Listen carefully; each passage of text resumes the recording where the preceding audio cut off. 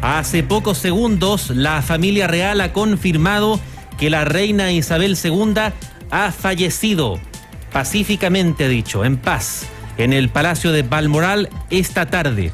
El rey y la reina consorte se van a mantener en el Palacio Balmoral durante esta tarde-noche y van a retornar a Londres mañana. Ha confirmado hace pocos instantes la familia real, que confirma la muerte de la reina Isabel II. Ha muerto pacíficamente, ha dicho la familia real, en el Palacio de Balmoral. Lo que ocurre cuando la reina tenía 96 años, la monarca con el mandato más extenso en la historia del Reino Unido. Recordemos que desde hace algunas horas, desde el Palacio de Buckingham, habían reportado este debilitamiento de la salud de la reina Isabel II, quien este año 2002 cumplió, recordemos, 70 años en el trono. Esta es parte de la transmisión que realiza a esta hora la BBC de Londres. Los presentadores con luto a esta hora en la pantalla de la cadena pública británica. 6 de February 1952, on the death of her father, King George VI. She heard the news while staying at a game lodge in Kenya at the age of 25.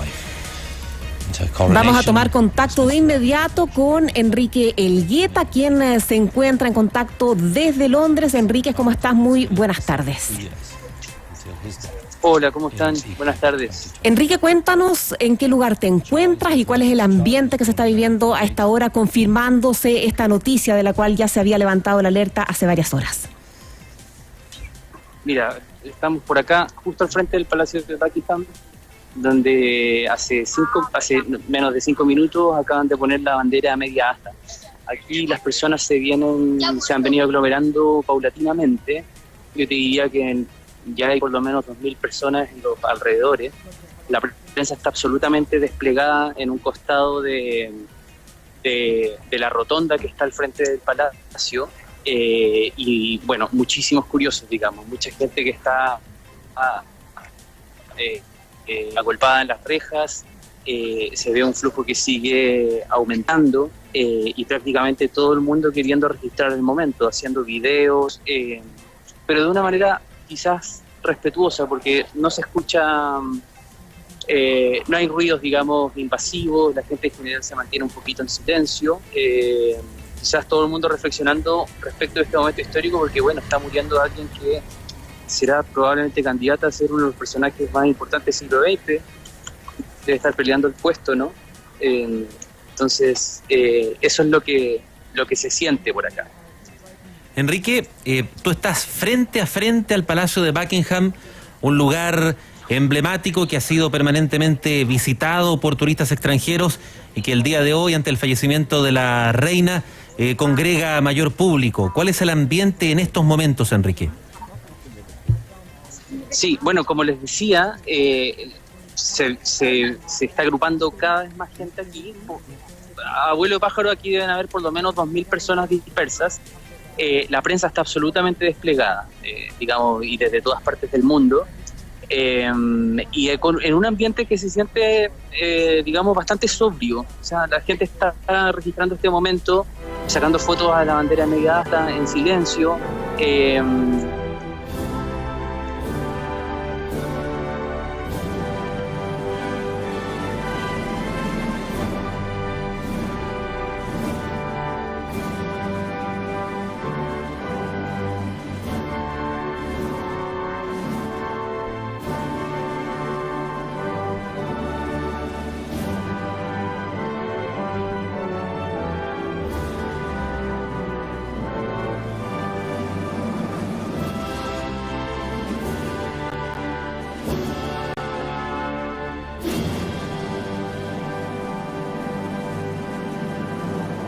Diplomáticas al interior de este país. La primera autoridad que está llamada hoy día a hablar es la actual primera ministra, Majesty, Queen Elizabeth II. In a statement, the palace said The Queen died peacefully del at palacio. Balmoral. De donde estoy yo no puedo divisarlo. The Queen Consort will Claro, porque recordemos que este plan, el puente de Londres, que ha caído, es este plan que se conoció el año 2017, que fue filtrado y que es un completo cronograma de cómo se va a actuar desde el momento en que se informa y cómo se informa la muerte de la reina Isabel II y cómo se va a actuar durante los próximos 10 días, porque son 10 días hasta que se realiza el funeral de la reina. Tú lo decías, Enrique, estamos conversando con Enrique Elgueta, él es periodista, reside ahí en Londres. ¿Cómo se da esto? La primera autoridad entonces a la que se le informa es la recién asumida primer ministro Liz Truss del Reino Unido, que recordemos estuvo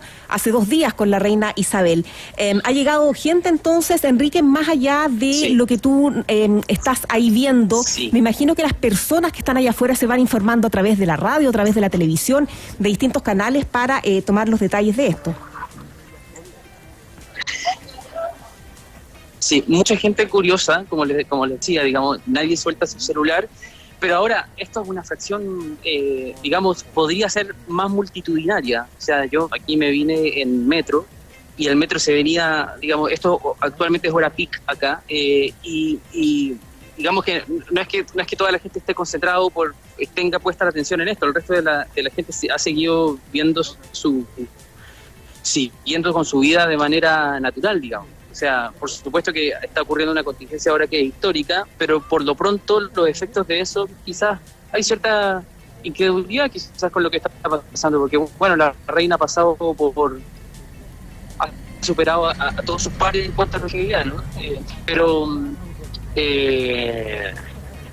sin duda va a generar un efecto, porque hasta hace muy pocas semanas se celebró con mucha algarabía el jubileo de la reina, y lo que es particularmente una zona en personas que incluso se definen como republicanas, y es probablemente el único, de los pocos, si no el único nexo de simpatía que actualmente tiene la familia real con la sociedad inglesa, porque hay que recordar que la mayoría de los hijos de ella no tienen necesariamente buena reputación.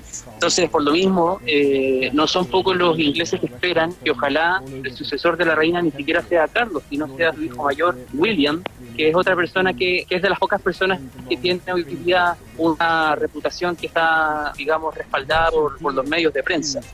Su hermano, digamos, es considerado una persona buena para generar escándalos, más aún con todo lo que ocurrió con la renuncia con su renuncia a la familia real, y los hijos de la reina, cada uno tiene una historia diferente. Es más, la única persona que tiene una reputación que más o menos respaldada por la sociedad inglesa es su hija Anne, pero bueno, ella en su condición de mujer no es sucesora al trono de la reina. Yo me pregunto si acaso ese tema generará aquí algún debate, porque la familia real a lo largo de su historia enfrenta distintos hitos culturales, ¿no? Desde, por ejemplo, el tema del divorcio, la enfrentó, digamos, a tener qué tan flexible es con los avances de la época. Y hoy día, por ejemplo, todos los temas que refieren a la paridad, todos los temas que refieren a la mujer y la relación de la mujer con el poder, es un tema que se venía discutiendo desde hace mucho tiempo. Pero bueno, hay que ver cuál es el desenlace de esto. Por lo pronto, esto sí es un hecho, digamos, que el príncipe Charles hace mucho apoyo aquí. Vamos a seguir en contacto, Enrique Elgueta, desde Londres. Está en el mismo lugar de la noticia, donde la gente se congrega a esta hora, a minutos que la familia real confirmara la muerte de la reina Isabel II. Son 5 horas las que nos separan de Londres, cuando estamos a 19 minutos de las 2 de la tarde. Nos acercamos a las 7 de la tarde por allá en Londres. Enrique Elgueta, retomamos enseguida. Y lo que tenemos ahora es el sonido de lo que entrega nuestro medio asociado, Cadena Ser, socio estratégico del Grupo Prisa.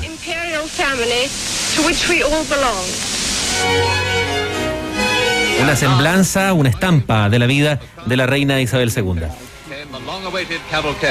En noviembre de aquel mismo 1947, Isabel contrajo matrimonio con el príncipe Felipe de Grecia, que se convirtió en duque de Edimburgo y, como ella siempre ha dicho, ha sido el mayor apoyo de su vida.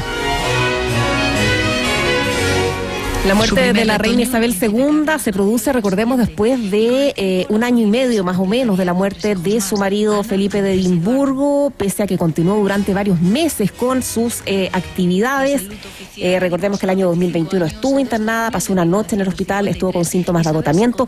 Hace algunos meses, también en febrero de este año, contrajo COVID y desde ahí comenzó a tener ya más problemas de movilidad, más problemas de salud, y se le vio siempre acompañada durante el último tiempo de un bastón. De hecho, se recuperó, entre comillas, para los festejos del jubileo de platino de sus 70 años en el trono, con esta aparición doble que hizo en el balcón del Palacio de Buckingham, aunque su residencia oficial había sido ya trasladada al castillo de Windsor. El 11 de noviembre de 1968, la reina Isabel II estuvo en nuestro país en una visita oficial.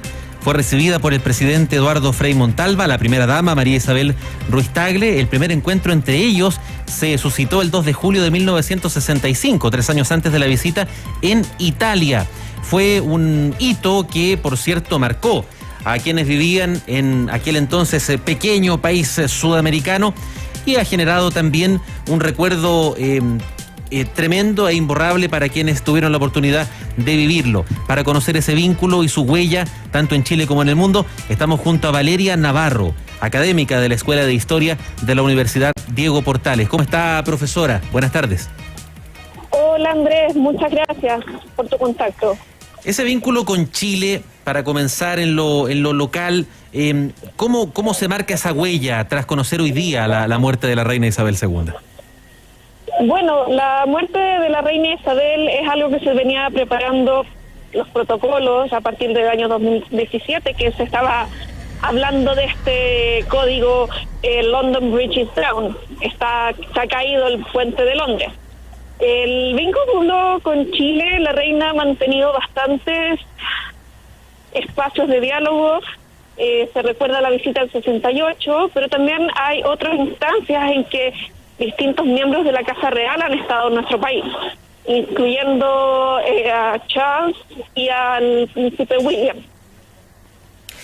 ¿Cómo debería continuar ahora estos protocolos que usted mencionaba? Se dieron a conocer se filtraron el año 2017. ¿Qué es lo que tiene que venir de aquí a los próximos 10 días, que es cuando finalmente se va a realizar este funeral de la reina Isabel II? Sí, lo que se estipula es que en 10 días más, 10 a 12 días, hay el funeral real, y que un año después del día de hoy, no del funeral, el príncipe Carlos pasa a ser coronado, aunque oficialmente él es rey desde este momento. ¿Cuáles son los protocolos de esta estricta carta de navegación que había establecido la familia real británica al momento que llegara este día D, denominado así, con la muerte de la reina? Mira, dame un segundo.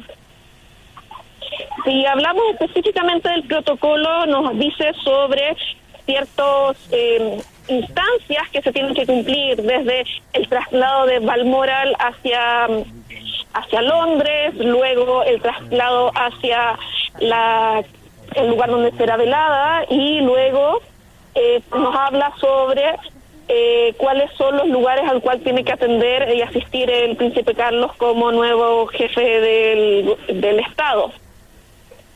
Claro que es algo que debería pasar durante los próximos días. Estamos conversando con Valeria Navarro, académica de la Escuela de Historia de la Universidad Diego Portales. Luego que está la Casa Real, entonces conversamos del protocolo. Tiene que emitir esta notificación oficial, que es lo que ha hecho, entregando esta triste noticia a través entonces de la prensa, incluida la confirmación entonces respecto a que el funeral va a tener lugar en 10 días después de la abadía de Westminster, antes de ser enterrada entonces en la cripta familiar que tiene junto a su marido, el príncipe Felipe, que recordemos murió hace un año y medio, el año pasado, ahí en el castillo de Windsor.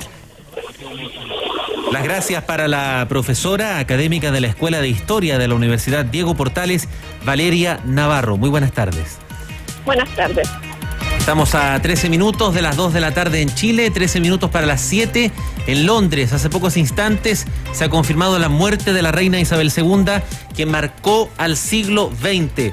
Su deceso, sin lugar a dudas, cierra otra de las ventanas y una puerta de gran tamaño para el siglo pasado. Elizabeth Alexandra Mary de Windsor nació el 21 de abril de 1926, fue la hija mayor de los duques de York y durante su niñez y juventud fue testigo no solamente de los años precedentes y posteriores a la Segunda Guerra Mundial, sino también de los movimientos en su propio reino. Su padre, el príncipe Alberto, duque de York, y luego llamado Jorge VI, debió asumir el trono en 1936 tras la abdicación de su hermano, Eduardo VIII. Isabel estuvo en la rama femenina del ejército británico en el periodo más álgido del viejo continente. Años más tarde, en el 52, se enfrentaría otro golpe más bien personal. El rey murió como consecuencia de un cáncer de pulmón y su hija Lilibet fue coronada como monarca al año siguiente. Contrajo matrimonio con Felipe de Edimburgo en el año 1947.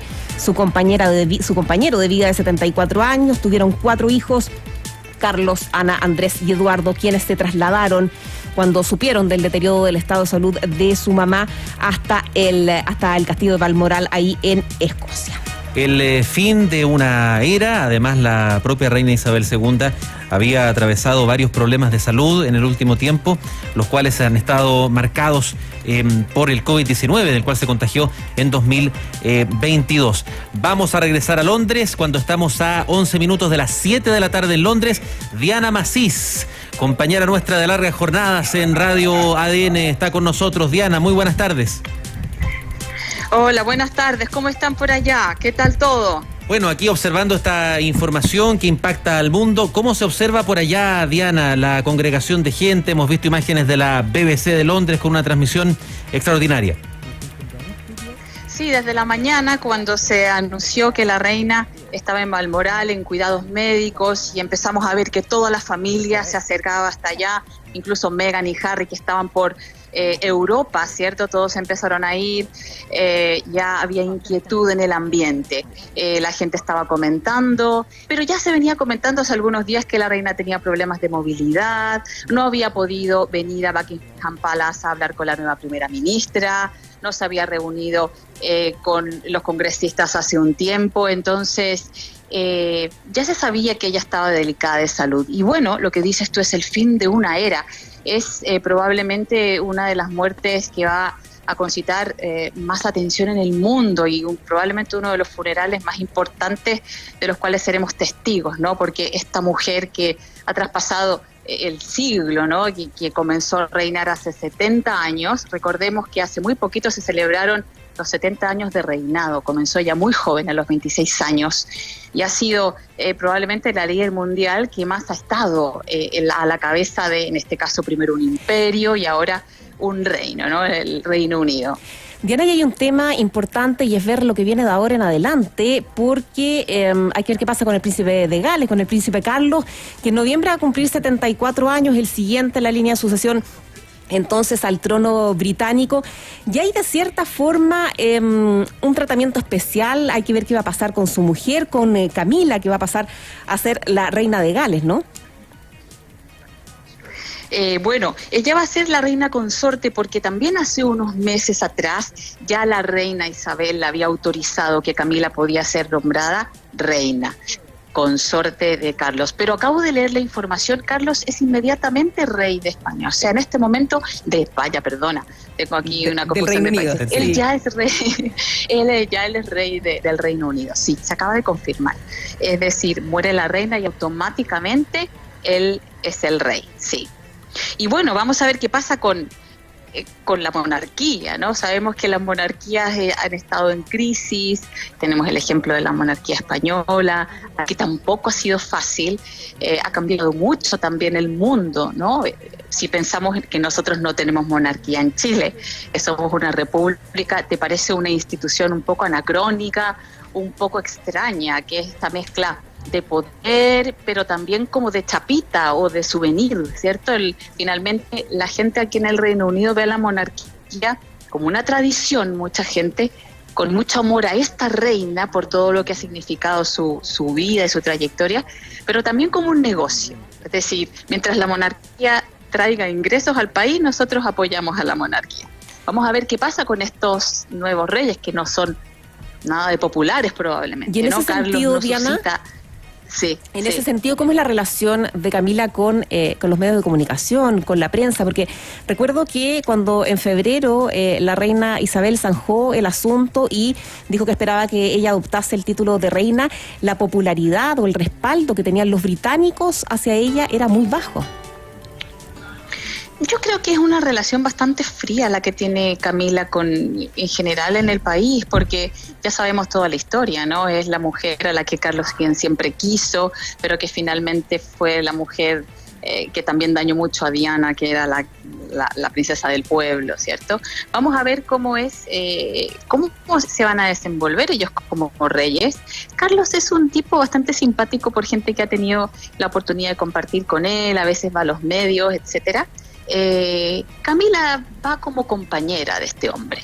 Ahora, sabemos que finalmente William y Kate son más queridos, son como la pareja joven, más atractiva, ¿no? Muchos decían, bueno, mejor nos saltamos a Carlos y pasamos directamente a Guillermo, pero eso no es posible. Así que vamos a ver qué pasa con el nuevo rey. Hay una serie de protocolos, Diana, que están estrictamente escritos en este plan de acción, el denominado Día D, este Día D +1, que va a ser en rigor mañana 9 de septiembre, da cuenta del Consejo de Adhesión, que forman todos los consejeros privados, grandes oficiales del Estado, el alcalde, el Partido Cívico de la ciudad, entre otros, que proclaman al rey Carlos como nuevo soberano. No habrá medallas, no habrá condecoraciones en la vestimenta y se va a filmar un funcionario leyendo la proclamación. Ahora, tú me decías que el príncipe Carlos hasta hoy es un personaje querido, cuenta con alguna simpatía. Políticamente, justo sucede, Diana, que ha asumido la nueva primera ministra británica Liz Truss, que recibió los parabienes por parte de la reina Isabel II. Políticamente, ¿cómo se toma esta situación en momentos turbulentos para la política británica? Mira, yo siento, fíjate, que la política tiene su vía y que la monarquía tiene su otra vía. Es decir, va a haber aquí, por supuesto, todo tipo de ceremonias. No tengo los detalles ahora del protocolo que viene, pero me imagino que se abrirá un espacio para que la gente vaya a despedir a la reina. No lo sé, me imagino. Tendríamos que leer esto, ¿no? Porque ha sido muy reciente. Pero siento que la política y la monarquía van por canales separados. Es decir, la reina tiene una relación protocolar con la política, da como una especie como de bendición, ¿cierto? Y tiene cierta opinión, o puede tener normalmente reuniones con el primer ministro para casos puntuales, etcétera, para sus mensajes anuales. Pero no siento que vaya a interferir en la política. La política aquí, como en todo el mundo en este momento, está muy agitada, ¿no? Con todo lo que es el costo de la vida, lo que ha sido la pandemia, la guerra, la crisis energética. ¿Están ahí? Acá estamos escuchando atentamente. Fuerte y claro. Vamos a recuperar el contacto con Diana Macís, estrecha colaboradora de ADN, porque además se empieza a congregar más gente aún alrededor del Palacio de Buckingham. La transmisión oficial de la BBC de Londres se muestra imágenes de la vida y obra de Isabel II. Revisemos, Andrés, parte de lo que dice este protocolo respecto a lo que va a pasar en los próximos días. Tú ya mencionabas lo que ocurre en este día de +1. Pero ya mañana, como la reina Isabel estaba ahí en el castillo Balmoral, en Escocia, comienza este plan conocido como Operación Unicornio. Va a haber un tren real que va a ser enviado para transportar su ataúd de regreso a Londres. Si su majestad pasaba la mayor parte de su tiempo en el castillo de Windsor, donde ha estado en una burbuja anti-COVID desde el comienzo de la pandemia, pese a que de todas maneras se contagió. Se espera entonces un día de homenajes en la Cámara de los Comunes y en los parlamentos descentralizados, en lo que debería ocurrir. El día tercero, el día D+3, que en rigor va a ser el día domingo, da cuenta de una gira que iniciará el nuevo rey Carlos por Reino Unido, una visita Primero a Westminster Hall, en las casas del Parlamento, donde los parlamentarios darán una moción de condolencia.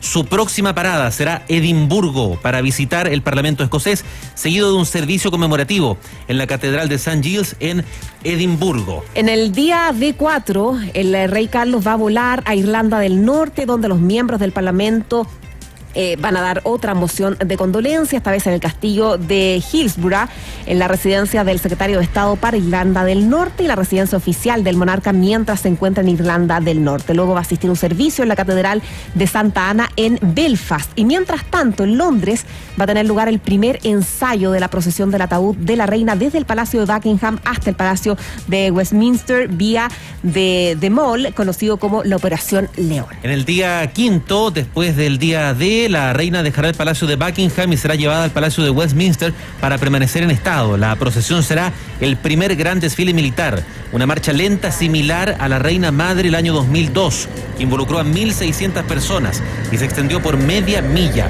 Se cree que la ruta tiene capacidad para alrededor de 1 millón de personas y se llevará a cabo un servicio conmemorativo en cuanto llegue. Del día sexto al noveno día comienzan entonces los 3 días de la reina acostada, denominada la Operación Pluma. Su ataúd se pone ahí en un catafalco oscuro, un marco de madera decorado que sostiene el ataúd de una persona distinguida durante un funeral. Las primeras personas en visitarlas van a ser quienes se les darán los espacios cronometrados para presentar sus respetos. Son personas VIP. Y en el día 10º, el día del funeral de la reina, un día de duelo nacional. No será festivo oficial si cae en día de semana, lo cual, de acuerdo a lo que estamos viendo acá, evidentemente va a ser un día lunes. No será festivo. Los empleadores deberán decidir si el personal puede tener el día libre, pero no habrá ningún dictado a esa materia. Su Majestad será trasladada a un funeral de Estado celebrado en la abadía de Westminster, que culminará con un silencio de 2 minutos en todo el país al mediodía. Eso en cuanto a lo que se prevé de aquí en más. Y hace pocos instantes, Consuelo, se nos informó, Paulina García, periodista de ADN en La Moneda, que el protocolo por parte del gobierno de Chile es que la ministra canciller Antonia Urrejola va a llamar a la embajadora de Reino Unido en Santiago, a Luis de Sousa, para entregar las condolencias y luego se entregará un comunicado oficial. Hay que decir además que según cuando se activa ya la Operación Puente de Londres, el rey Carlos ahora tiene que dar su primer discurso como rey en menos de 24 horas y es así como entonces les hemos estado describiendo. Los actos se comienzan a suceder durante estos 10 días hasta que llegue el momento del funeral. Son exactamente las 2 de la tarde en Reino Unido, ya son las 19 horas. Vamos a tomar contacto con Andrés Tapia. Es auditor de ADN, está en Edimburgo en estos instantes. Andrés, buenas tardes. Hola, ¿qué tal? Buenas tardes por allá, buenas noches por acá. Ya son las 7, como tú dices, acá en Edimburgo. Andrés, ¿cómo se está viviendo la muerte de la reina Isabel II ahí en la capital de Escocia? Bastante, impactante. En estos momentos estoy ya en el sector residencial de acá de la ciudad de Edimburgo. Lo que capto en estos momentos, mucho comercio que está cerrado, que se cerró bastante temprano, pero en los momentos previos al fallecimiento, el movimiento de la ciudad era de absoluta normalidad. No se comentaba mucho hasta antes pero ahora sí se ve que hay un movimiento distinto a lo que había hasta hace un par de horas atrás. Y la situación que tú me comentabas hace algunos instantes cuando conversábamos por línea interna, los turistas que habían llegado al lugar estaban con una expectativa, por cierto, más elevada que un día de paseo habitual. Exactamente, éramos más, yo diría los turistas los que estábamos como más pendientes de la situación, cuando de hecho me enteré de que estaba la reina enferma, bastante grave. Nos acercamos a los puntos donde supimos que iba a haber algo de movimiento y efectivamente había turistas más que nada, más que gente local.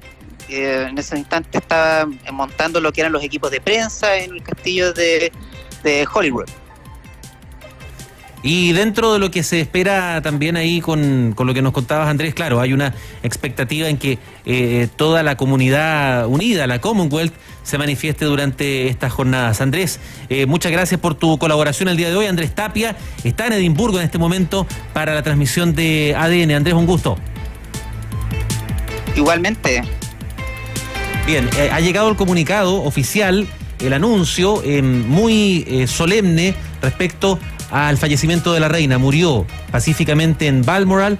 Esta tarde el rey y la reina consorte se van a mantener en el castillo de Balmoral esta tarde-noche y van a regresar a Londres mañana. Es lo que muestra a esta hora la BBC, que es idéntico al anuncio oficial que entregamos en su minuto oportunamente cuando esto ocurre pocos minutos después de la 1:30 de la tarde. Un sobrio mensaje entregado entonces con la muerte de la reina Isabel II. Y a las 2 de la tarde con 2 minutos quedamos atentos a lo que suceda desde Reino Unido y vamos a tomar contacto con La Moneda porque siguen ocurriendo noticias, esta vez en materia política, decisiones en La Moneda. Paulina García.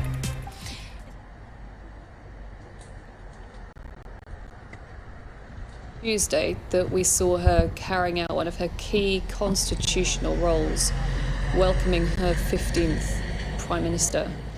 And yet now we are mourning the death of Queen Elizabeth II.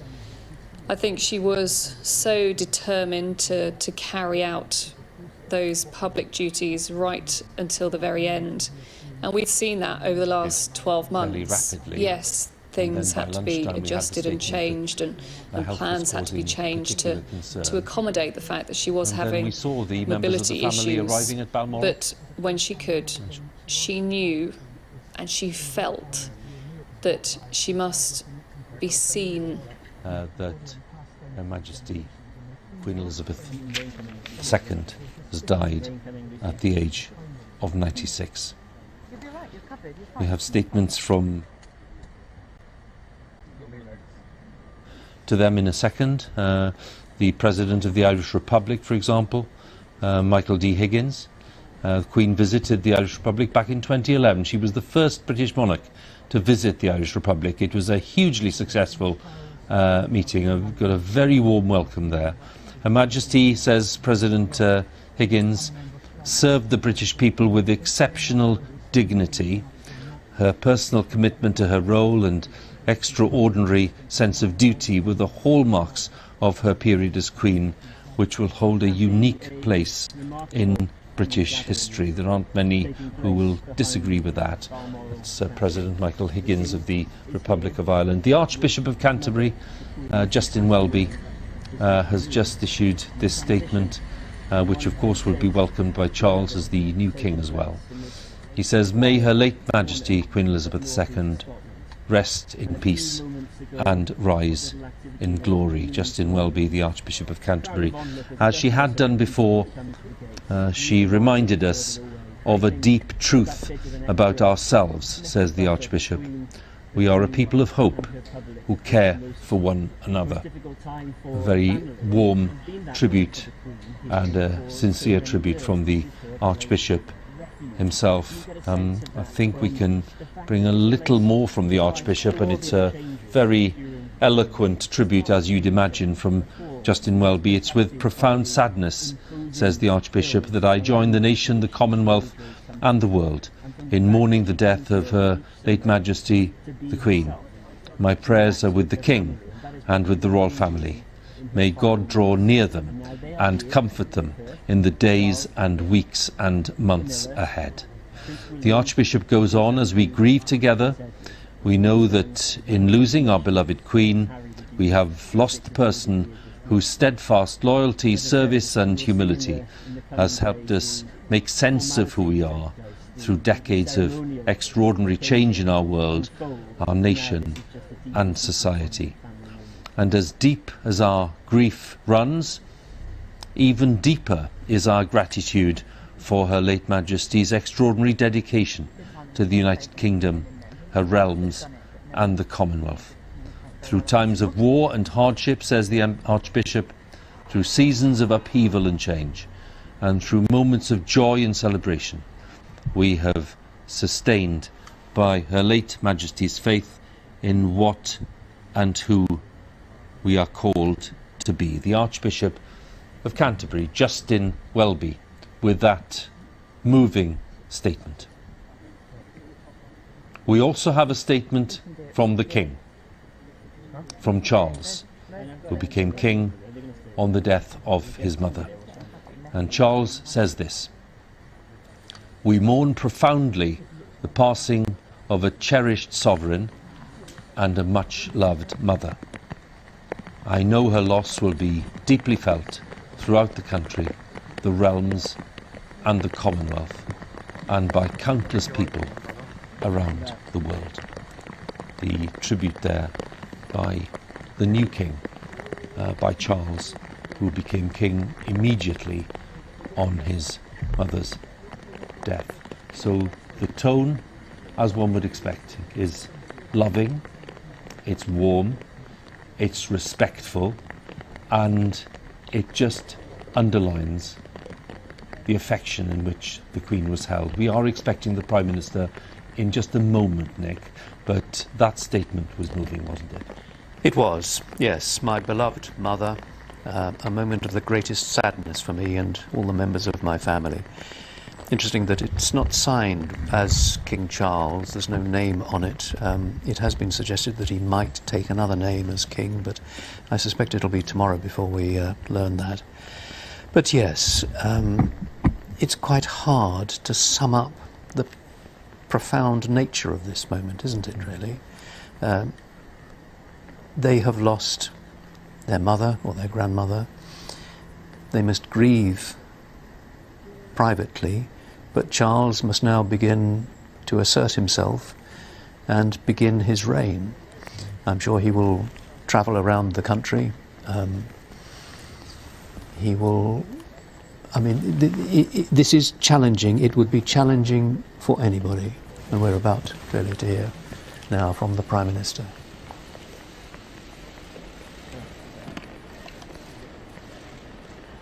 We are all devastated by the news that we have just heard from Balmoral. The death of Her Majesty the Queen is a huge shock to the nation and to the world. Queen Elizabeth II was the rock on which modern Britain was built. Our country has grown and flourished under her reign. Britain is the great country it is today because of her. She ascended the throne just after the Second World War. She championed the development of the Commonwealth from a small group of 7 countries to a family of 56 nations, spanning every continent of the world. We are now a modern, thriving, dynamic nation. Through thick and thin, Queen Elizabeth II provided us with the stability and the strength that we needed.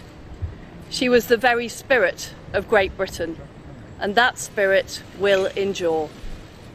She has been our longest ever reigning monarch. It's an extraordinary achievement to have presided with such dignity and grace for 70 years. Her life of service stretched beyond most of our living memories. In return, she was loved and admired by the people in the United Kingdom and all around the world. She has been a personal inspiration to me and to many Britons. Her devotion to duty is an example to us all. Earlier this week, at 96, she remained determined to carry out her duties as she appointed me as her 15th Prime Minister. Throughout her life, she's visited more than 100 countries, and she has touched the lives of millions around the world. In the difficult days ahead, we will come together with our friends across the United Kingdom, the Commonwealth and the world to celebrate her extraordinary lifetime of service. It is a day of great loss, but Queen Elizabeth II leaves a great legacy.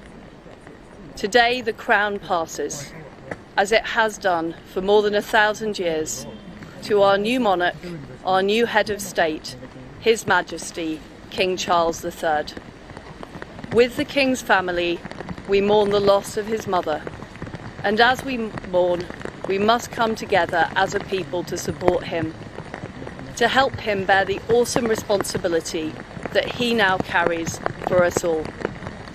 We offer him our loyalty and devotion, just as his mother devoted so much to so many for so long. And with the passing of the second Elizabethan age, we usher in a new era in the magnificent history of our great country, exactly as Her Majesty would have wished, by saying the words, "God save the King." The Prime Minister, Liz Truss, who was installed at Downing Street just a couple of days ago, having met the Queen in that audience, really presenting her own tribute with some personal elements in that, but also revealing something which we were hoping to hear either from the Prime Minister or from the Palace, which is that Charles will be known as King Charles III, Nick, and that is at least confirming the title that he has adopted. Yep, that answers that question. And of course, for him, for Charles, there will be conflicting emotions at this moment. There is the great sadness that he refers to in his statement of the loss of his mother. But at the same time, this is the moment when he finally achieves his destiny. He is the oldest and longest serving heir apparent in British history. He will be the oldest person to become king in British history. Previously, the oldest person was William IV, who became king in 1830, aged 64. Well, Charles is 73. And he will know that this is a challenge for anybody to step into the position so successfully occupied for so many years by Elizabeth II. And he has had a long time to think about this. He's never spoken about it publicly because that really would not be appropriate. The only clue he has given is that he fully understands that the role of monarch is different to that of Prince of Wales. So he has assured people that he will not meddle, which is the one great concern that people have had about him. It was the one area in which, one area among many, that the Queen, Elizabeth, was so successful. She understood the limits, what a monarch needed to do, how far a monarch could go. And Charles, one can be confident, also must understand that. So he will reign in his own way, but within the constraints of the constitutional monarchy. So he understands that, though he may, I think, attempt to be a little bit more proactive than the Queen has been throughout, or the Queen was throughout her reign. He, I think, will attempt to use the convening powers. But that, again, that is really all for the future. He will, I think, travel around the country. He will want to establish himself, want to lead the nation's mourning for his mother, now that the reign, the long reign of Elizabeth II has ended. I just want to share again the statement made by the new king. This is the statement by King Charles III, and he says, the death of my beloved mother, Her Majesty the Queen, is a moment of the greatest sadness for me and all members of my family. And Charles goes on, we mourn profoundly the passing of a cherished sovereign and a much-loved mother. I know her loss will be deeply felt throughout the country and the realms and the Commonwealth, and by countless people around the world. And during this period of mourning and change, my family and I will be comforted and sustained by our knowledge of the respect and deep affection in which the Queen was so widely held. A statement by the former Prince of Wales, now King Charles III, because the Prime Minister has confirmed that the Queen, now having died at the age of 96, has been succeeded by Charles and will be known as King Charles III and the Queen consort, of course, Camilla.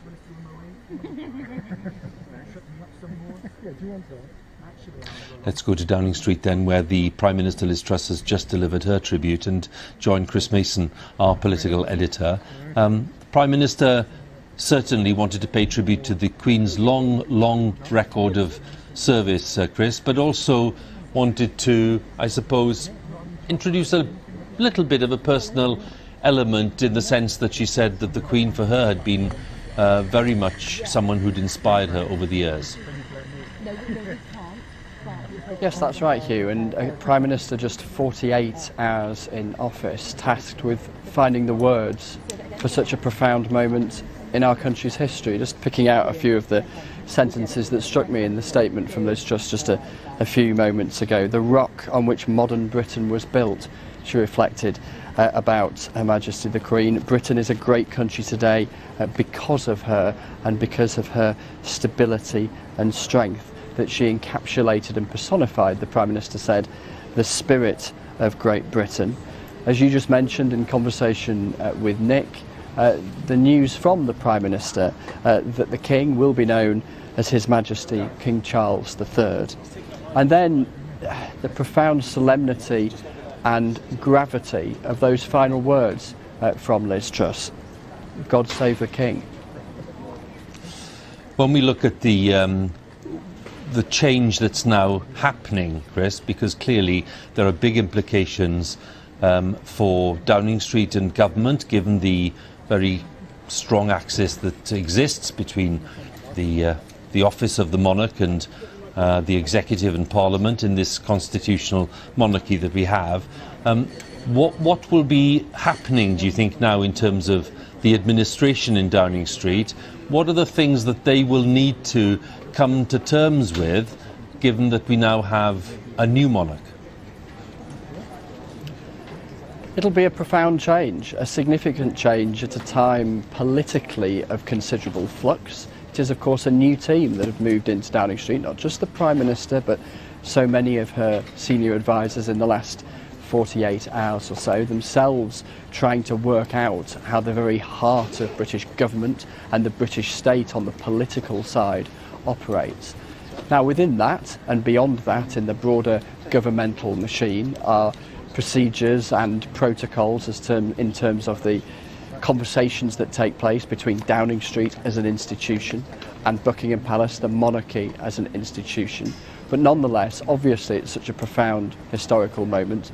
Things will change. A Prime Minister who had just had a single audience with the Queen, that first audience also being her last one. And in future, of course, those audiences, they are gatherings that take place once a week, where the Prime Minister heads to see the monarch and has a period of time privately in their company, knowing in the political world it being the one opportunity where you can talk very candidly to someone without the prospect of it being leaked, that in the future for the Prime Minister will be very different from the one that she might have anticipated, from the one that so many of her predecessors, 14 of her predecessors, have enjoyed, that conversation that they had with the Queen, more recently taking place remotely, traditionally taking place physically at Buckingham Palace, where Prime Minister after Prime Minister, 15 in total including Liz Truss, were able to spend that time with the Queen and tap into a well of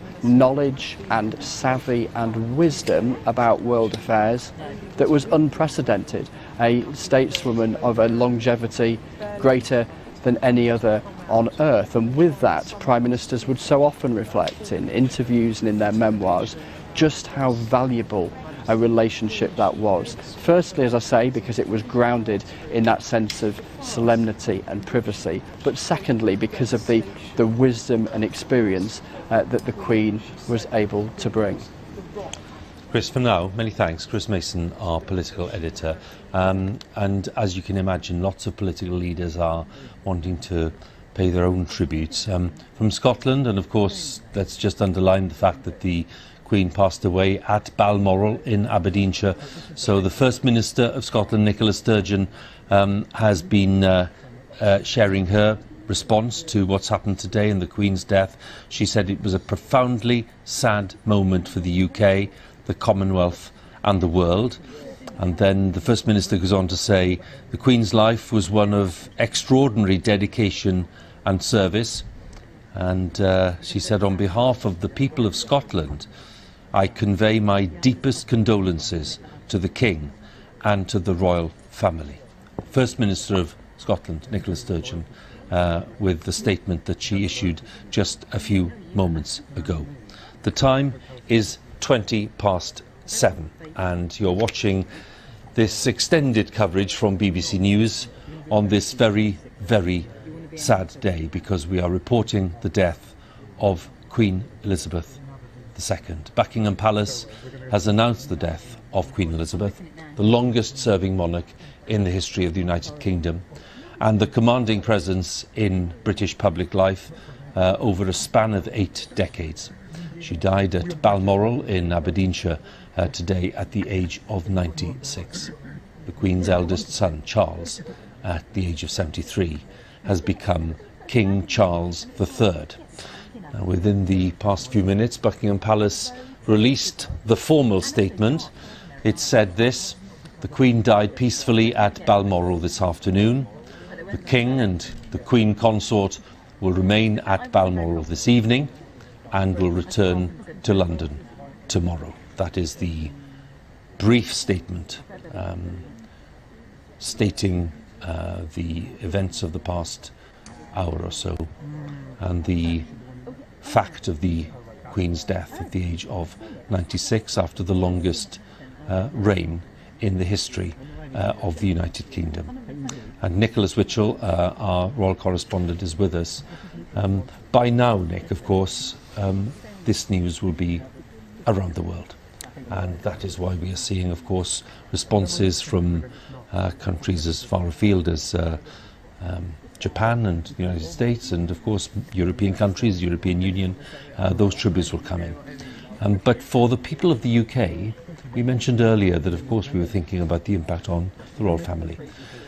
Let's dwell then on the impact on the people of the United Kingdom, for whom the Queen has been this symbol, not just of authority, but a symbol of real solidity and of consistency over the years. Taking that symbol away, albeit with a new monarch, King Charles III, who's a very familiar figure, but taking that symbol away will have an effect on people's lives, even those who are not dedicated monarchists. It is a huge loss, and I think many people will find it disorientating, the feeling that this person who has been such a constant presence in the background of their lives, that this person is no longer there.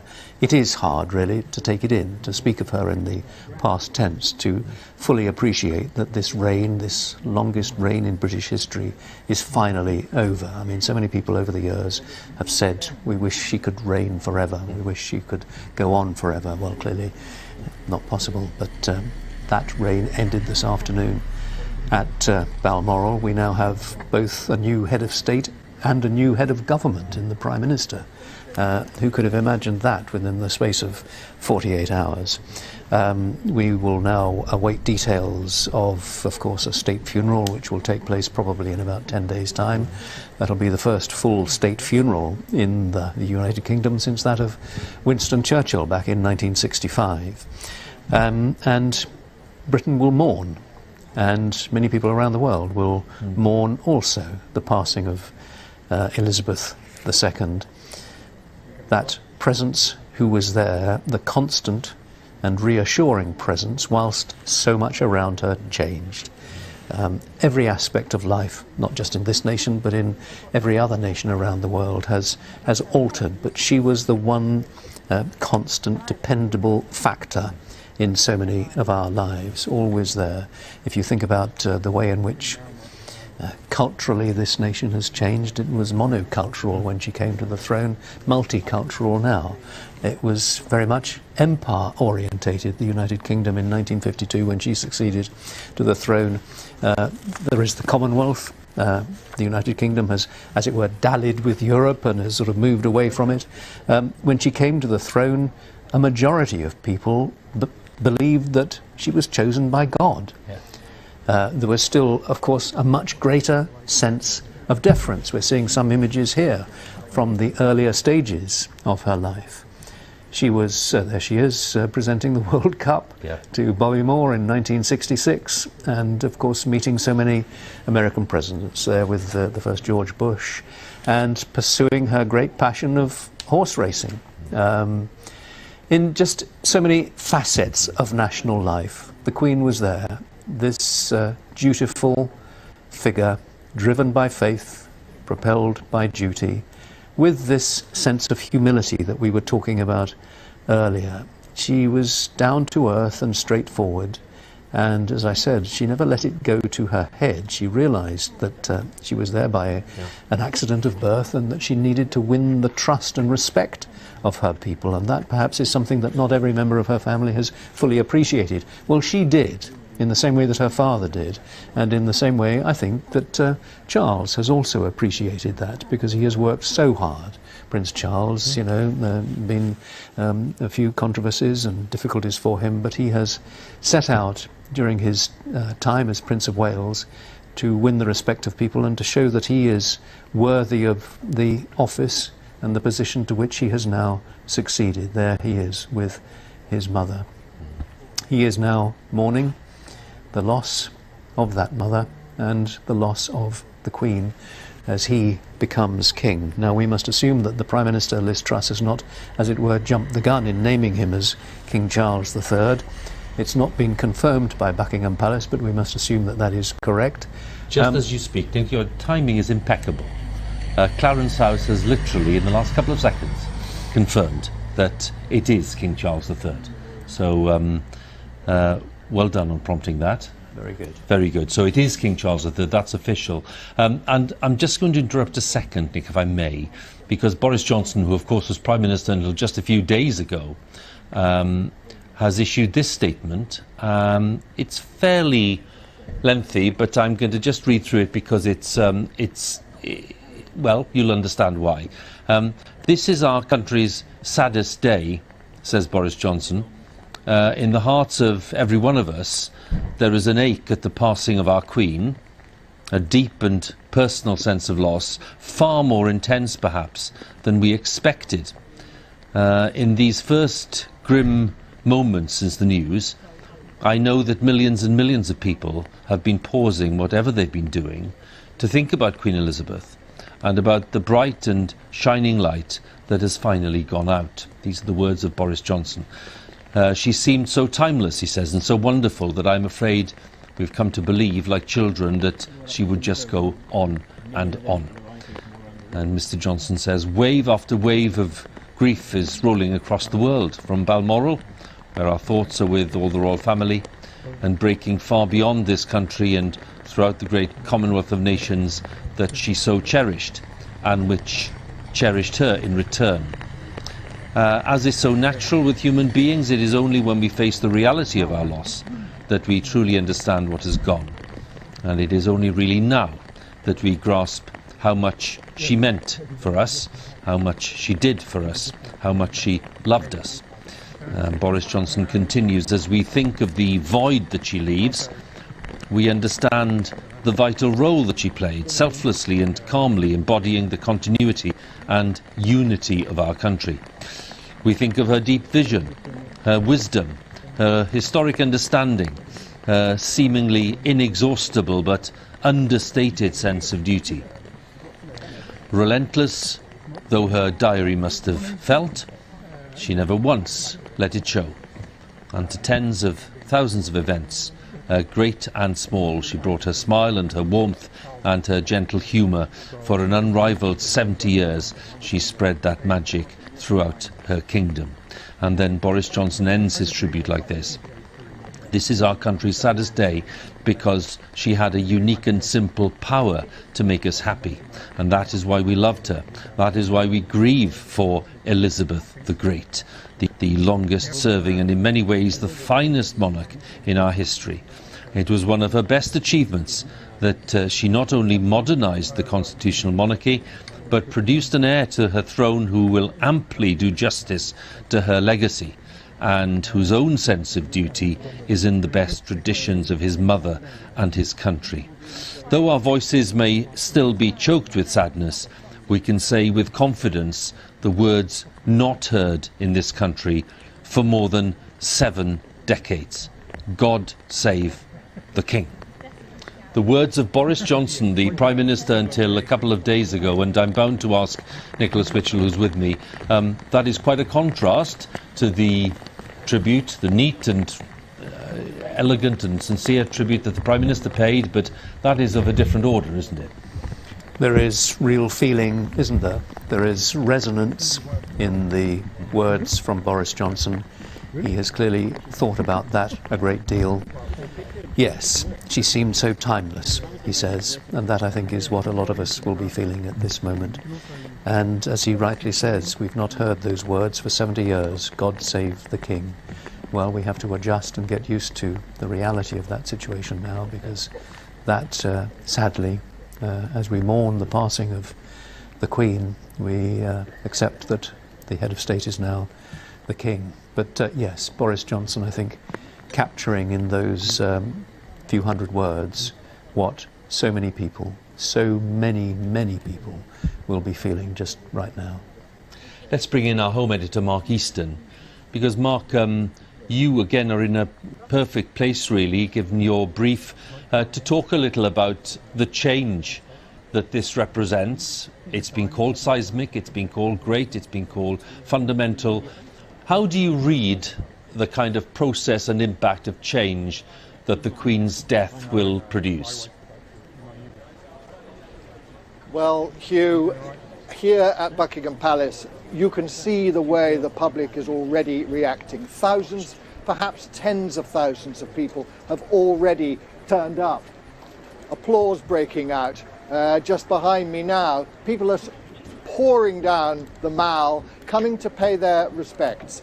King Charles III, as we must now learn to call him, talked about the respect and affection that the British people had for his mother, and you can feel that in the crowd here. It's a somber atmosphere. Some people, I have to say, are close to tears. This was a very personal relationship with a woman who embodied something very special about their country. She was, I think, the keystone in the nation's architecture, the solid and immovable piece that sort of defined the nation's image of itself.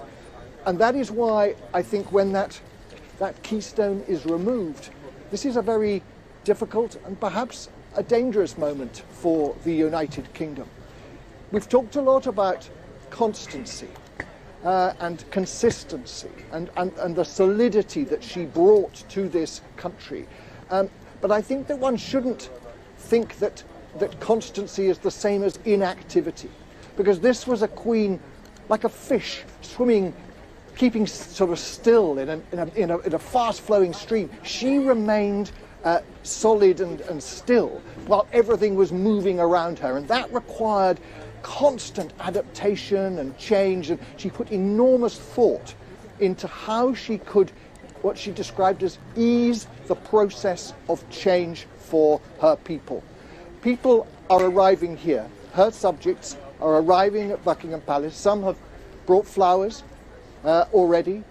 What's interesting, I think, about this crowd, I think it says something very important about Queen Elizabeth.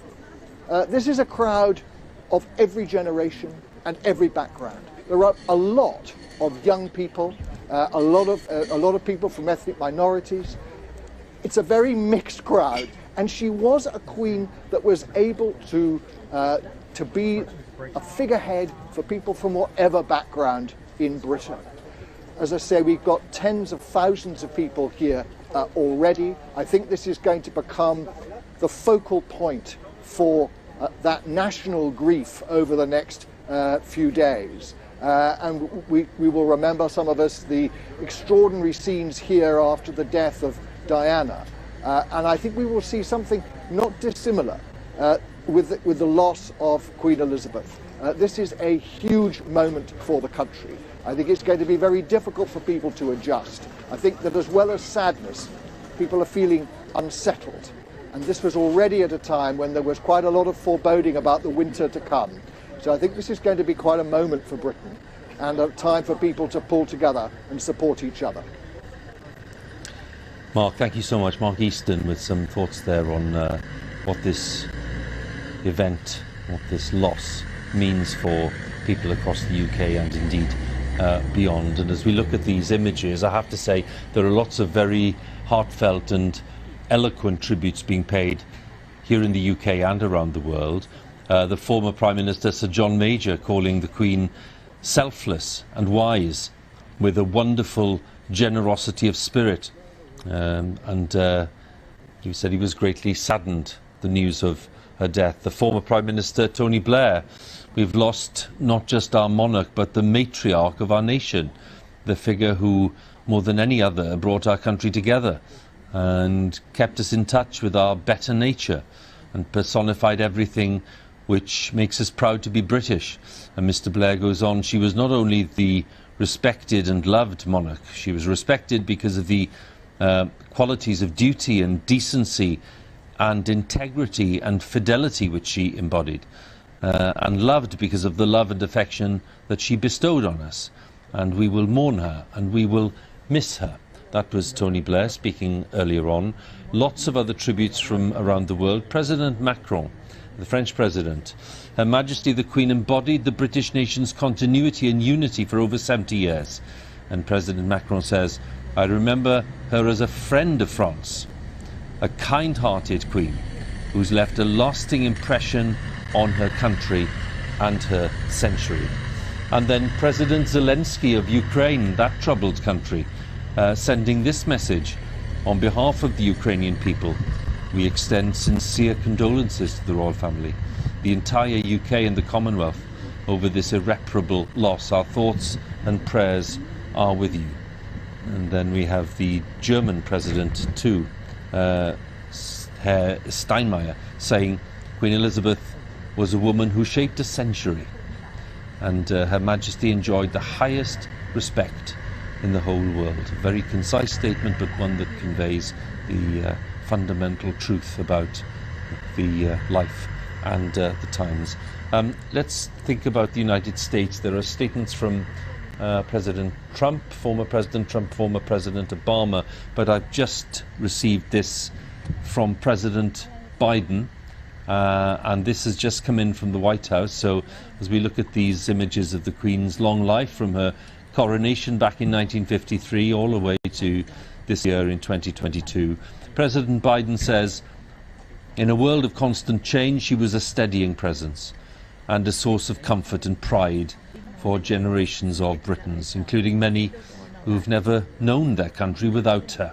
And that is such a powerful theme today, as Nick and I have been discussing. An enduring admiration for Queen Elizabeth II united people across the Commonwealth, and the 7 decades of her history-making reign bore witness to an age of unprecedented human advancement and the forward march of human dignity. She was the first British monarch, says President Biden, to whom people all around the world could feel a personal and immediate connection. And we see the crowds gathering at Buckingham Palace, and they too, with their mobile devices, will be aware of lots of these tributes being paid as they gather there. And now that the formal announcement has been fixed to the main railings in front of the palace, as it is done at times of great events like this, happy events and sad events. She was the first British monarch, says President Biden, to whom people all round the world could feel a personal and immediate connection. Supported by her beloved Prince Philip, the Queen led always with grace, an unwavering commitment to duty, and the incomparable power of her example. And President Biden goes on to say she endured the dangers and the deprivations of a world war alongside the British people, and rallied them during the devastation of a global pandemic to look to better days ahead. Queen Elizabeth II, this is how he concludes, was a stateswoman of unmatched dignity and constancy, who deepened the bedrock alliance between the United Kingdom and the United States. She helped make our relationship special. And as a concluding thought, he says this: in the years ahead, we in the United States look forward to continuing a close friendship with the King and the Queen Consort. Today, the thoughts and prayers of people all across the United States are with the people of the United Kingdom and the Commonwealth in their grief. We send our deepest condolences to the royal family, who are not only mourning their Queen, but their dear mother, grandmother and great-grandmother. And her legacy will loom large in the pages of British history and in the story of the world. I have to say, they're very moving tributes. I haven't been able to come across a few of them yet, because I know they're just waiting there for me, from the Obamas and President Trump and other leaders, but they are moving, they are eloquent, and Nick, they really do stop you in your tracks, and they just underline the fact that, you know, the appreciation for what the Queen achieved and what she represented is truly global. It's not, you know, we tend to talk about the Commonwealth, of course that's important, it's beyond that.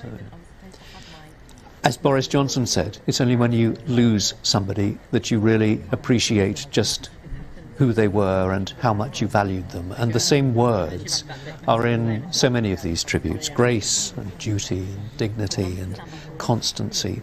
She was someone who personified simple qualities like decency and tolerance, who encouraged politicians to be the best that they could be, who encouraged all of us really to be the best of ourselves, because she did embody those old-fashioned concepts, and she did that for decade after decade, and she was that most important thing for a monarch. She was someone who unified people. She brought people together, and the challenge for Charles now will be to continue to seek to do the same, particularly at this moment when there are pressures within the United Kingdom against unity. And so Charles, I think, will be very much aware of the challenges that he faces and the task that he must now begin. Well, Charles's younger son, Harry, is, we understand, arriving at Balmoral just about now. I think we're expecting the arrival in a few minutes. Here we are, the entrance to the Balmoral estate, but the Duke of Sussex, who's travelling alone, we believe, because his wife Meghan is not accompanying him, but he's arriving. He didn't come with the main royal party earlier, with the Duke of Cambridge, his brother, and with Prince Andrew and with Prince Edward and the Countess of Wessex. He wasn't with that group. They flew up to Aberdeen quite a few hours ago, and they've been in Balmoral since then. They joined the Princess Royal and the Prince of Wales, who were already there at the Queen's side. So Prince Harry's arrival is considerably later than that, and indeed it's quite a while after the official announcement of the Queen's death at the age of 96. But we understand that the Duke of Sussex, Harry, is on his way there, and he's about to arrive at Balmoral at this time, where he will join the other members of the royal family. And as we've already heard, the King Charles III and the Queen Consort, they will be staying at Balmoral tonight. They're not returning to London tonight. We had that statement earlier from the King. And they will be returning to London tomorrow.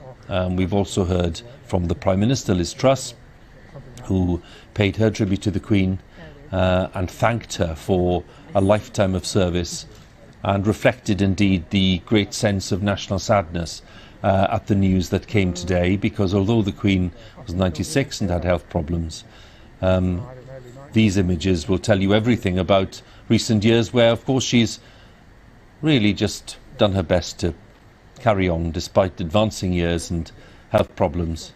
And she and Prince Philip, who left us 2 years ago, were full of the joys during those Jubilee celebrations. And now we have some of the tributes already arriving. And they'll be arriving, of course, at Balmoral. They'll be arriving at Buckingham Palace. They'll be arriving at Windsor. So these will be local people who are used to the royal presence in Balmoral. They are very used to seeing the royal family around in these summer months. They know full well how fond the Queen was of Balmoral as a home and as a base. and they will be wanting to pay their respects as locals who tended to leave the royal family alone because they were used to seeing them around, and the Queen certainly felt very much at home there, having spent so many years there with her family and indeed with her parents when she was growing up. So sometime along this road we're expecting Prince Harry to arrive. It's going to be in probably one of those vehicles that we saw earlier, maybe a Range Rover or something of that kind, but they're still expecting his arrival there, and he will of course join the rest of the family, and they will no doubt be reflecting on the loss that they've suffered. They'll be sharing the sense of grief, and they'll be thinking as well about what the future holds with the new king, King Charles III. As Clarence House has confirmed, he wishes to be known King Charles III, who will be reigning with his Queen Consort Camilla, and thoughts already will be turning respectfully, sensibly but respectfully, towards the events of the next few days, leading of course to the state funeral for Queen Elizabeth, which will take place in probably 10 days' time, but we need to have that confirmed. The plans of course have been there for a long time. They always are. They've been revised over the years because that's how these things work, but they will need to be finalised given the circumstances, because of course the Queen has passed away at Balmoral in Scotland, and not at Windsor, not at Buckingham Palace, so the arrangements will inevitably be adjusted in the next few days in the lead up to the state funeral itself. So there'll be some talk about that, and it's fine for us to talk a little bit about that, but what we're really doing today is reflecting on people's sense of loss and what's happened today, and the fact that British life has changed, the fact that the course of our history has changed, and that is symbolised by Buckingham Palace and that empty balcony tonight where the Queen has appeared on so many occasions, on so many happy occasions indeed, during Jubilees and the end of the Second World War with her beloved father and mother and sister Margaret. So it's been the scene of so many great national events when the crowds congregate around that palace to declare their support for the royal family, or indeed to express their sympathy in bad times. And the crowds are now building up.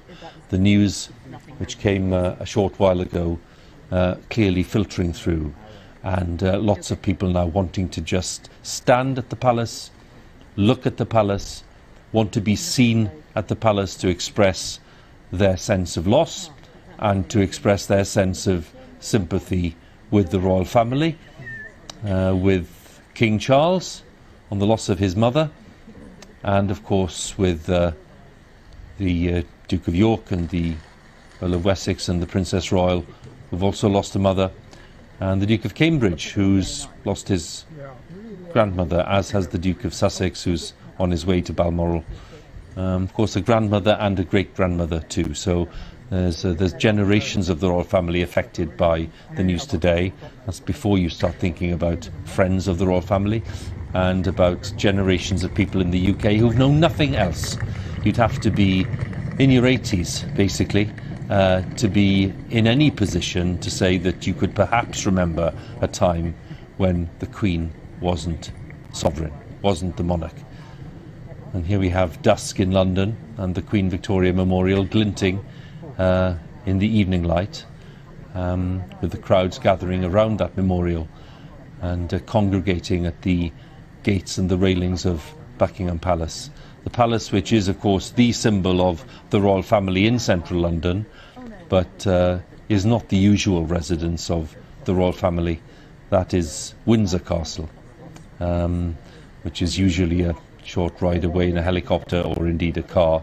And the Queen used to be very familiar with that journey, being ferried back and forth from Windsor to Buckingham Palace for the business of the day.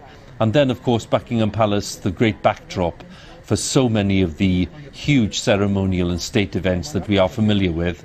And they include the Queen's Birthday Parade, which will become the King's birthday parade when that next happens, and that famous processional route along the Mall all the way to Horse Guards Parade with the Queen until the mid-1980s was on horseback.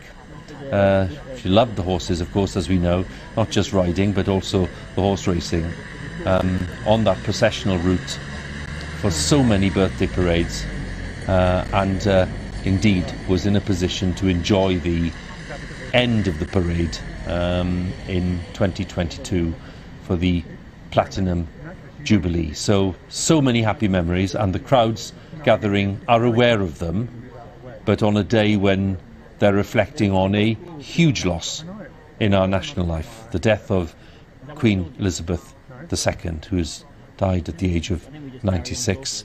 I'm in a position to tell you what the leader of the opposition has been saying. Sir Keir Starmer, the Labour leader, has issued his own statement in the past half hour or so. We mourn the passing of a remarkable sovereign, says Sir Keir. It's a deep private loss for the royal family, and all our thoughts are with them at this time, and the nation shares in their grief. We will always treasure Queen Elizabeth II's life of service and devotion to our nation and the Commonwealth. Our longest serving and our greatest monarch, says Sir Keir. Above the clashes of politics, she stood not for what the nation fought over, but what it agreed upon. As Britain changed rapidly around her, this dedication became the still point of our turning world. So as our great Elizabethan era comes to an end, we will honour the late Queen's memory by keeping alive the values of public service that she embodied. For 70 years, Sir Keir Starmer says, Queen Elizabeth II stood as the head of our country. But in spirit, she stood amongst us.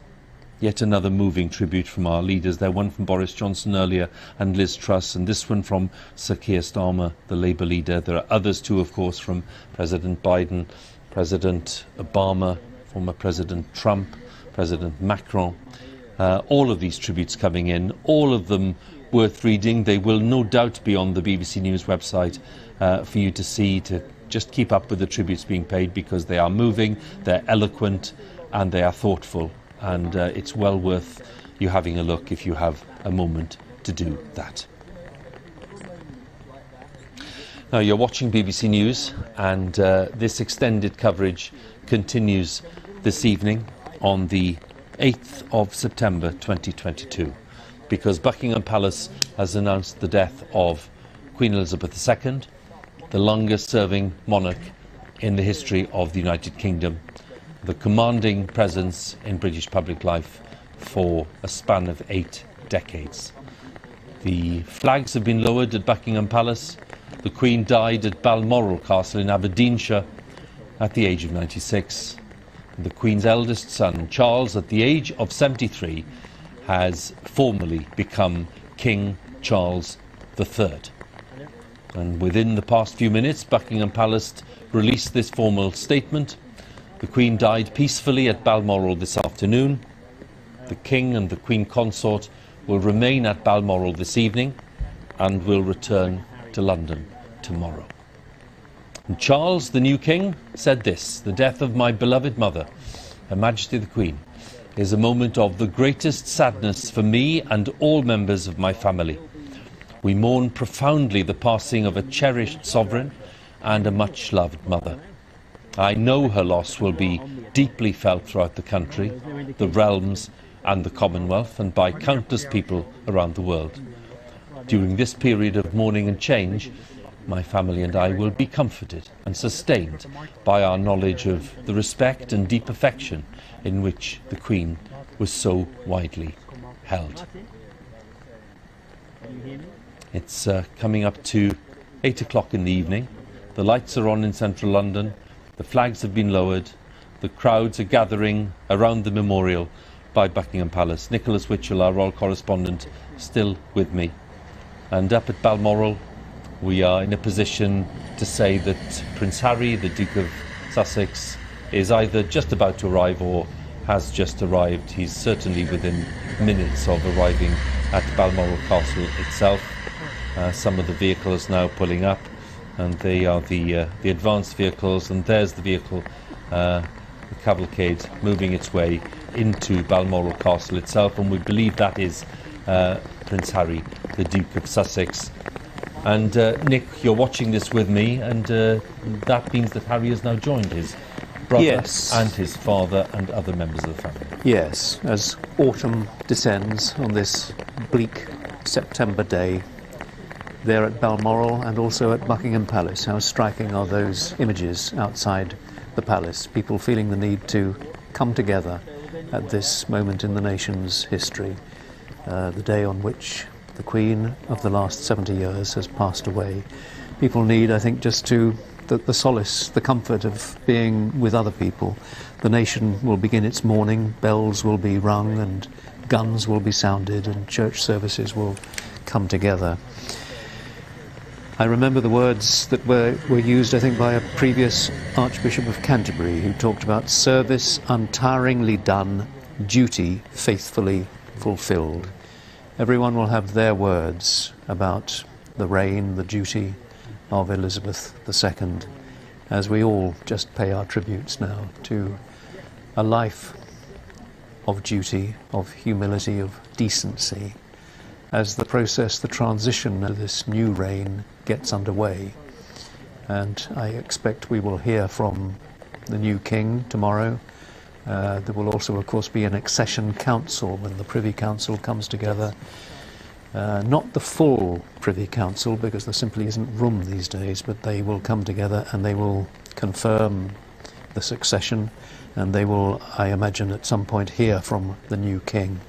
And those statements by him will be important to set the tone for his reign, paying tribute to his mother on behalf of his family and the nation, but also setting out his aspirations, his wish, his ambition to be a force for unity and continuity and stability at a time when stability perhaps is in rather shorter supply than it has been at many other times. It is unsettling, as Mark Easton said. It is disorientating, and many people will feel that, and they will need to be reassured at this moment. Nick, thanks again. Nicholas Witchell, our royal correspondent, with some thoughts there on the significance of today and the loss that people have suffered today and the country has suffered, and the fact that we no longer have a queen. We have a king, King Charles III, who has acceded to the throne immediately, the moment that his mother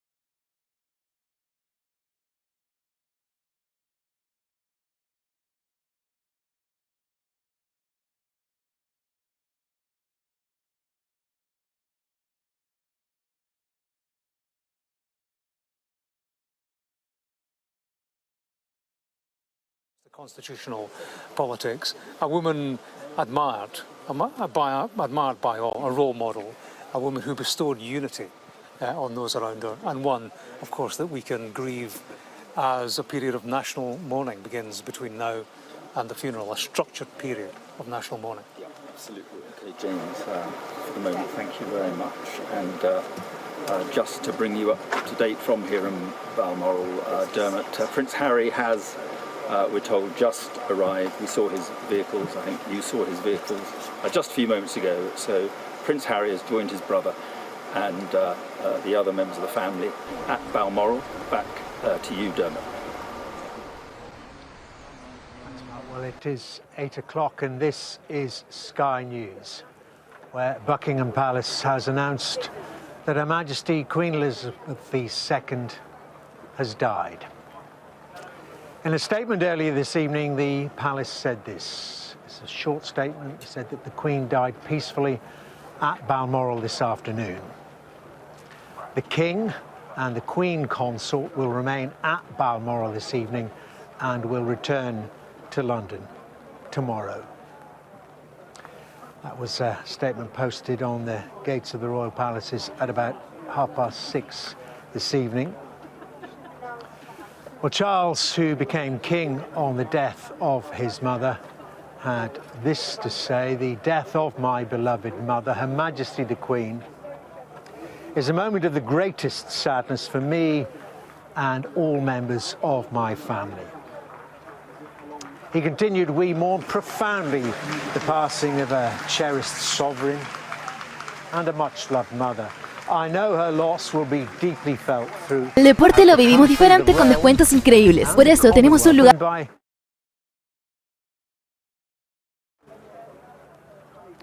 King Charles continued by saying this: "During this period of mourning and change, my family and I will be comforted and sustained by our knowledge of the respect and deep affection in which the Queen was so widely held."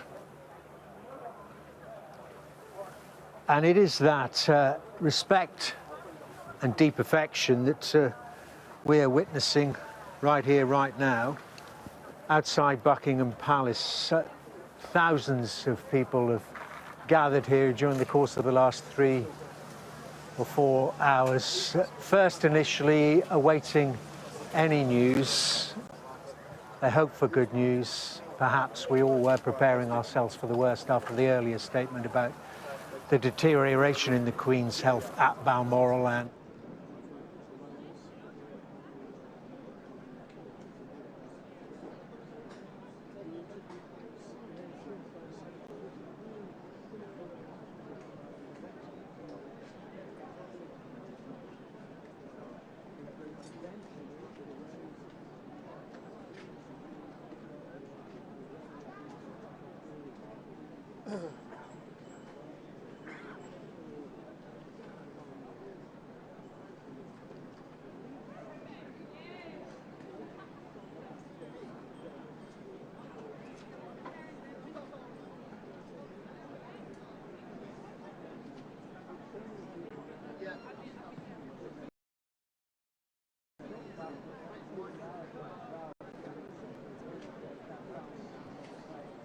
And every now and again, spontaneously, people not knowing, I suppose, how to react at this point, just a ripple of respectful applause breaks out. I think there's maybe a small one starting there, just someone in the crowd starts and others pick it up. Just a way of showing their appreciation, their tribute to the life of Her Majesty. And every now and again a cheer goes up, and that then ripples around the crowd. But people just walking around, taking in the scene, but taking in the facts. And we're going to all take a long time to absorb this, as has been said and will be much said over the next few days. The monarch that not many of us did not know, did not think we knew, because she defined our lives, like her or not, for the vast majority of citizens of the United Kingdom. She has always been our monarch. Very few people around now who remember her father, and of course even fewer who remember the days before she was born. It really is the end of an era, the changing of the guard, the changing of the monarch, and that's, of course, under convention, under the Constitution, happened seamlessly and instantaneously. Charles having to deal with both the sadness, the awfulness, expected or not, of the passing of his mother. But it's also now his formal duties, which he has assumed instantly, to take over as king of the realm, as he put it, king of the Commonwealth, King Charles III the name that we now know he will assume, and that Camilla, his wife, will be the Queen Consort. We also know from the statement that they, of course, are remaining in Balmoral with the members of the family who have gathered there to share those dreadful moments as the Queen passed. They are remaining in Balmoral this evening. Then they will return, as is part of their duty, as is part of the King's duty, they will return to London tomorrow, and a very formal process begins. A process which perhaps I could discuss now with our royal correspondent, Rhiannon Mills. And this then, Rhiannon, the formal process of accession. And I think as the crowds there outside of Buckingham Palace, and no doubt people up and down the country and around the world, come to terms with what I think is going to be an immense sense of shock, especially when it was only on Tuesday that we saw Queen Elizabeth II standing up and appointing her 15th Prime Minister. I think what may come as a surprise to many is that the process, the handover from one sovereign to a next, literally would have happened at the moment that she took her last breath. We have a hereditary monarchy, and now we have a new monarch. We have King Charles III, and what is going to unfold over the coming days will be a sense that the pendulum will swing between mourning her death, but also the country welcoming the new monarch. And part of that will be the Accession Council, where we will see, I think, ritual, pageantry, ancient customs and these ceremonial events that haven't been performed for over 7 decades, as we formally see him proclaimed as king. Now, that will actually happen at St James's Palace in the coming days, and his succession will also be proclaimed in all 4 parts of the United Kingdom. Now, we know for certain that he is going to take the title of King Charles III, and some people might think, well, of course he would. But actually, a new sovereign is able to choose their name. So we were waiting for that confirmation, because he could have used some of his other names, which are Philip, Arthur or George. But no, we have King Charles III. He also takes on a number of other roles from Queen Elizabeth II, Commander-in-Chief of the Armed Forces, Supreme Governor of the Church of England, Duke of Lancaster, so inheriting the portfolio of land and property set aside to fund the monarch, and also he will now be head of the Commonwealth. And I think Alistair Bruce, our events commentator, was making an interesting point earlier. Yes, I've just been told actually that the Church of England has said.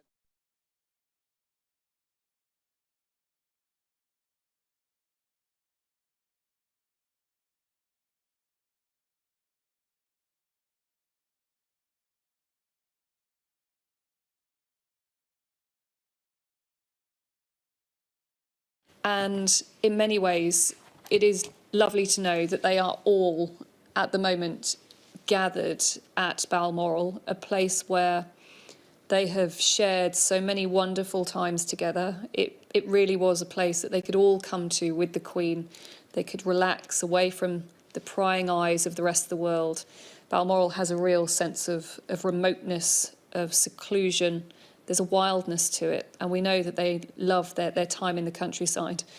And the statement from King Charles III, I think, in a way summed up how the family are feeling, as he talked about the death of his beloved mother and described it as a moment of the greatest sadness for me and all members of my family. He went on to say, "We mourn profoundly the passing of a cherished sovereign and a much-loved mother. I know that her loss will be deeply felt throughout the country, the realms and the Commonwealth, and by countless people around the world."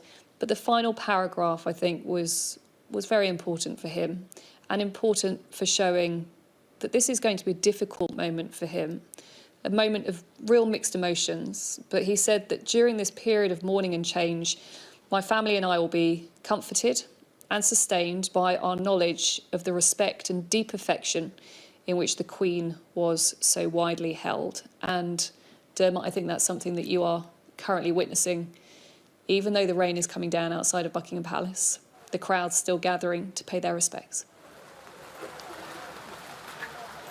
Too true, Rhiannon. Thank you very much indeed for that. Yeah, it's coming down in stair rods now, but it's not thinning the crowd at all.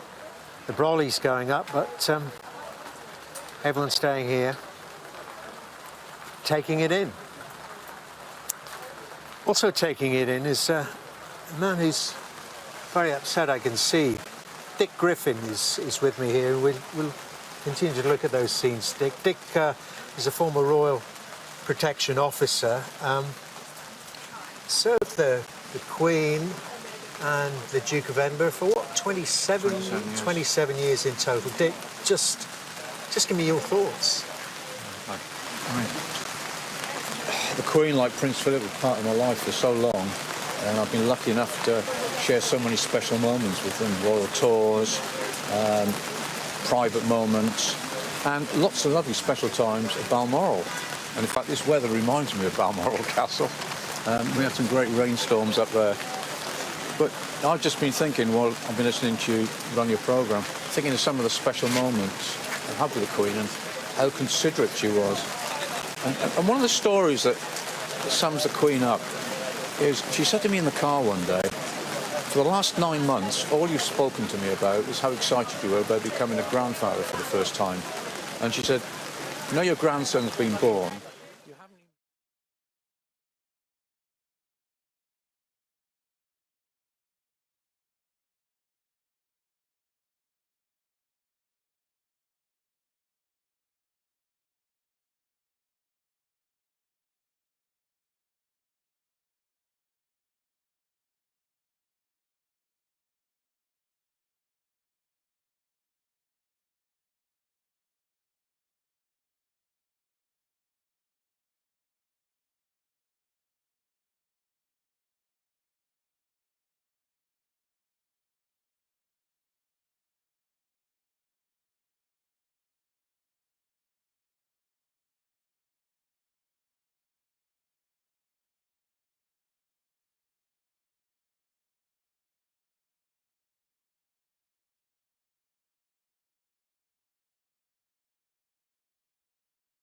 She knew how to do the grip and grin, shake your hands, move on.